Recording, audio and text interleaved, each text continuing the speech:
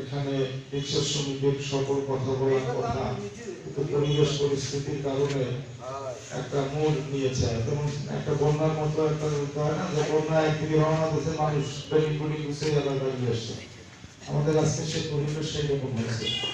গত 15 তারিখে রাজাপুর উপজেলার সাধারণ সম্পাদক সাহেব যে আচরণ করেছে তাতে আমরা অপমান অপদস্থই হয়েছি। তার এলাকায় গিয়েছিলাম, তারই প্রতিবাদে বিভিন্ন জায়গায় শ্রমিক সমাবেশ, শ্রমিক মিছিল, প্রতিবাদ মিছিল, বিভিন্ন শ্রমিক ইউনিয়ন থেকে প্রতিবাদ সভা পালন করেছেন আপনারা। এই জন্য আমি আপনাদের সকলের কাছে কৃতজ্ঞ।